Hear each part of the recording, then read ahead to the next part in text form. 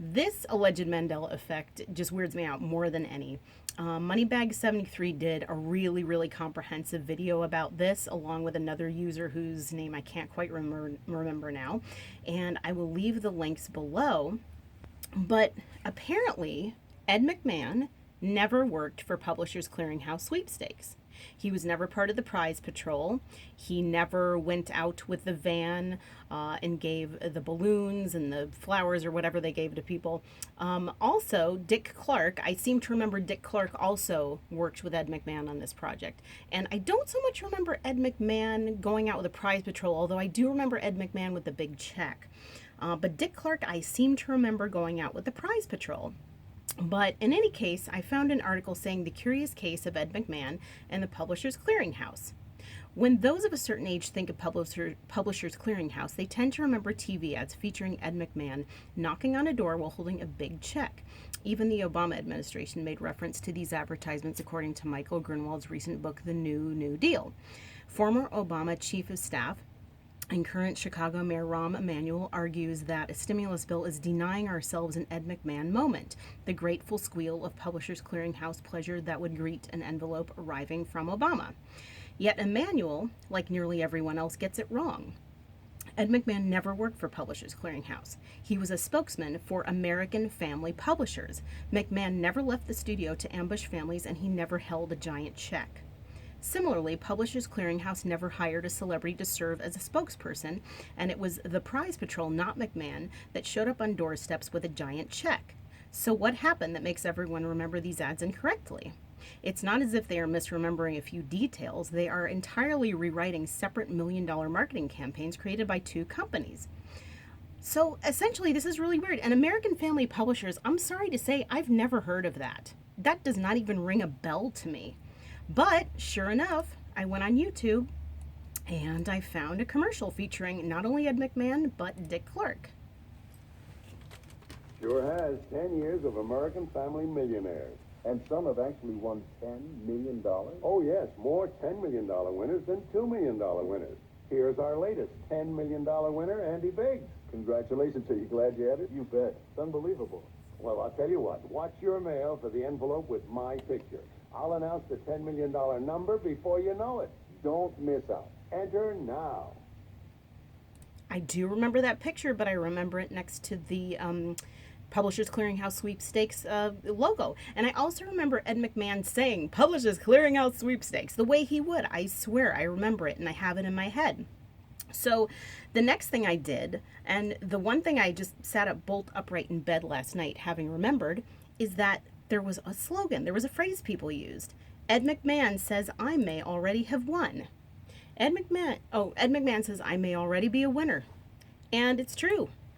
And apparently it's a meme. And apparently it's linked to Publishers Clearinghouse Sweepstakes, because when I look up Ed McMahon says, I may already be a winner, what do I get? I get a series of different pictures, Publishers Clearinghouse Sweepstakes being one of them. Let's see here. I get, okay, so, but then there's AFP, American Family Publishers, which looks like a ghostly image from a past we never knew, which is very interesting. But then I get a picture of Ed McMahon. This guy kicks ass. I'm rich, bitch. Hi-oh. So he's carrying a check, and which I think is actually kind of funny, because since we're talking about the Mandela effect, there's a picture of him with Sinbad, looking almost like a genie. Didn't Sinbad kind of have genie-esque clothes back in the 80s?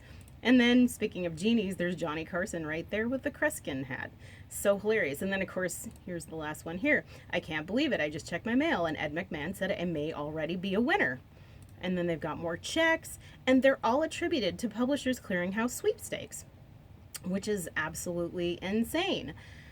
So I kept looking, and I got some really conflicting information from the internet regarding this phrase. So I looked up on Mental Floss. There was an article with the phrase, you may already be a winner, the story of Publishers Clearinghouse. So this, of course, is attributed to Publishers Clearinghouse. That's their phrase.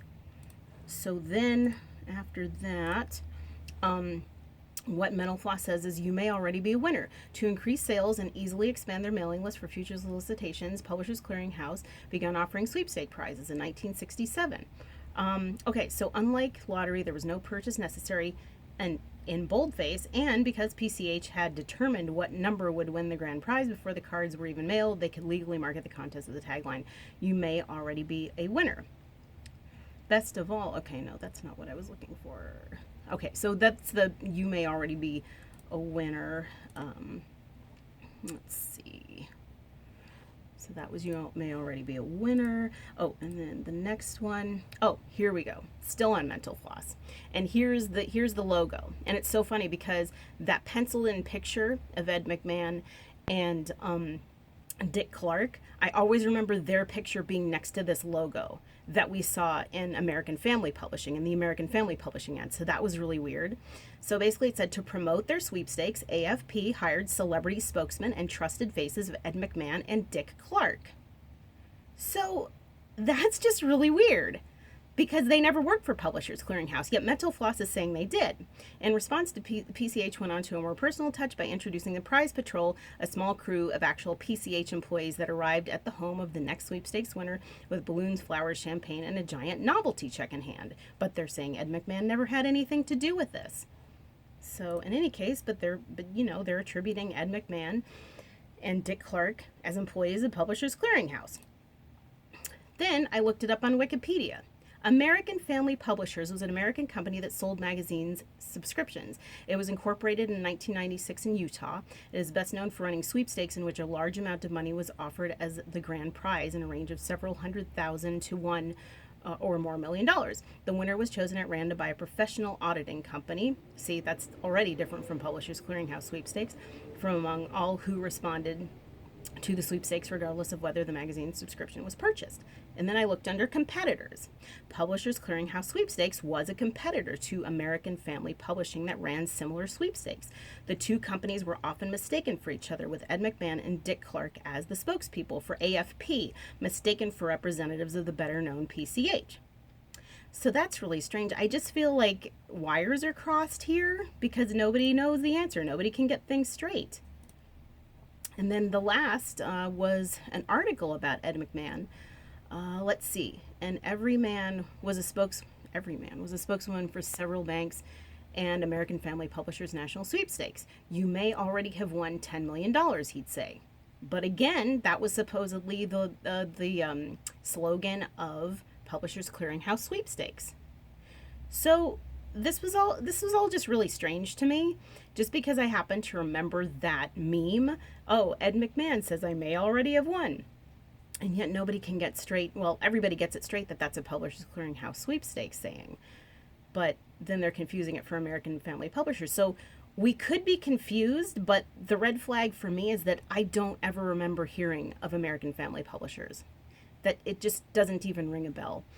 So it's really weird. I do remember I remember Dick Clark with the balloons, and I swear I remember Ed McMahon with the big check. Because why else would I remember that? Like, why would I care about the big check and the balloons unless it was names I could put faces on and faces I could put names on? But in any case, it's just really strange. It could be a big ball of confusion, but again, I've never heard of American Family Publishers. In the meantime, let me know what you think. Let me know what you remember. Like, subscribe. We can have a funky adventure just exploring all these Mandela effects together. And I will put as many links as possible below for you guys to peruse and study it for yourself. All right. Thank you so much for watching, and I hope you have a great day.